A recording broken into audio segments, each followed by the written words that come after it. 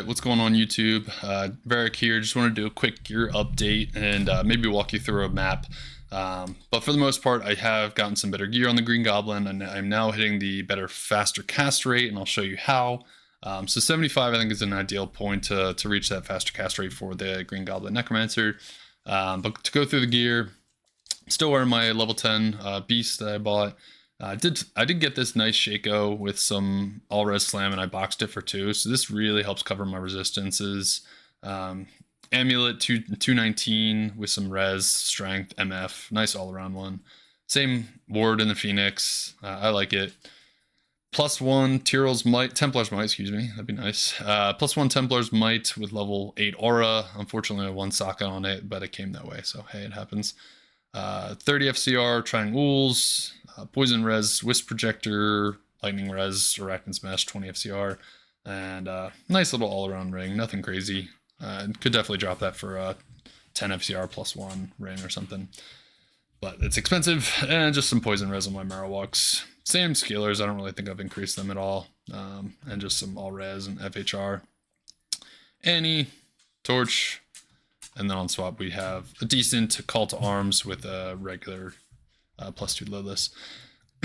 Mercenary hasn't really changed a whole lot. Again, feel free to pause if you want, but we'll kind of speed through all our gear. Basic setup.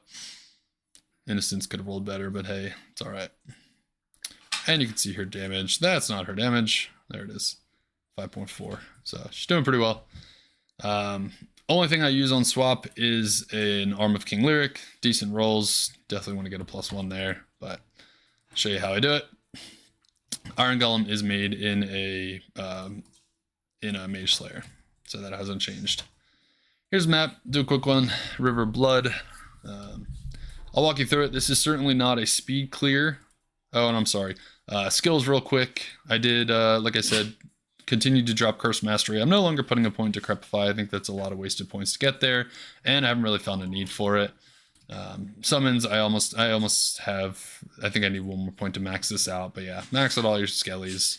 I do have enough points in Blood Warp now that I'm instant cast, so I don't have any delay there, and obviously just 1 point in each of these. So could probably dump some more points to amp damage just to get a higher radius, but it does take a lot more points to get a better radius here, and I think it's pretty good at this point, and I like my big tanky warriors. So, and then obviously some stats, just enough to wear your gear and then dump into energy because you're running bow and shield. So what I'm going to do here is just go up one side and kill the boss and then call it a day. I don't have to make you guys watch through the whole thing. Again, by no means a speed clear. I'm going to be picking up stuff, IDing stuff. So basically just wanted to walk you through how I do a map and you know, give you some pointers, give you some tips on my playstyle that I've enjoyed. Speaking of, right, so it is nicer to, you know, the whole point of it is good offense, or I say good defense is a better offense. So with this map, it's really better to just telestomp on the packs. Like once you get your good defensiveness, once you get your Phoenix, once you have a powerful army, your best bet is just to telestomp right onto that pack. Because I think that, you know, when you get into that pack, you're immediately putting the mobs in FHR just because your innocence on your mercenary, like all your mobs are hitting right away. So it's really good to just get right on that pack. And at the same time, when you do telestomp, you have a nice big army around you, right? Whereas if I let them sort of walk around, I lose my defensiveness, so I lose my effectiveness there. So that's why it's good to just jump right in, and always be careful. Like what I just did there is dangerous in a dangerous pack. Like if you go to loot something, remember you are now leaving your protective shell, so just be careful there. That also helps your Iron Golem. Sorry, yeah, like I said, I go back for stuff. Also helps your Iron Golem to kind of keep your Blood Warps pretty, a lot more common, is because he has a tendency to just go off into Narnia and get himself killed, so I don't like that. I don't even know where this boss is. There he is.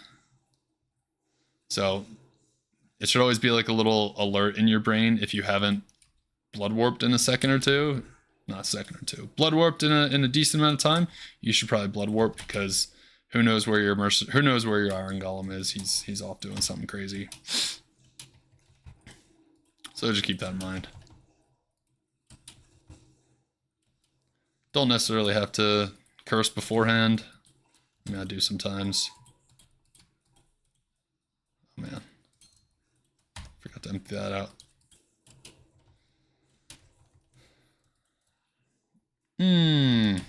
Not that great. That's kind of crap. Don't feel like holding it. All right, keep going in. Again, like I said, we're gonna go down one side, kill the boss, and call it a day.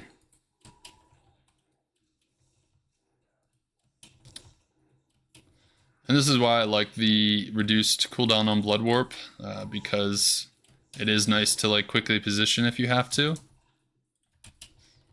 Which sometimes you do have to, like if you're playing a map with Stygian dolls or something like that, like you want to be able to get out as soon as possible.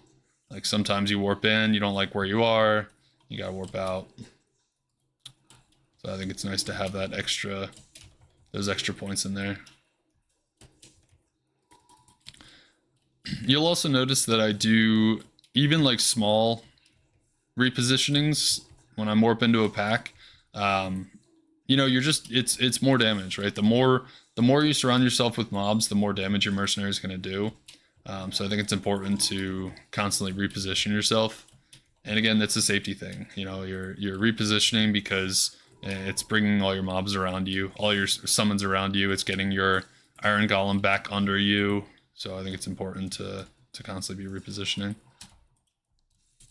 I'm picking up arrows because I have a buddy who needs a +2 bow arrow. Right, so actually we're coming up on the boss now. So I'm gonna do some, I'll show you how I do this. Can't make an Iron Golem out of that. We'll do here. When you're doing this, right, when you're coming up on a boss, I would recommend just finding some random piece of gear and resummoning your Iron Golem. That is the nice thing with the changes, that you can summon your Iron Golem in the heat of combat and he will just drop his weapon he was made in. Even if you're in combat, if you resummon him, he'll just drop the weapon he was made from.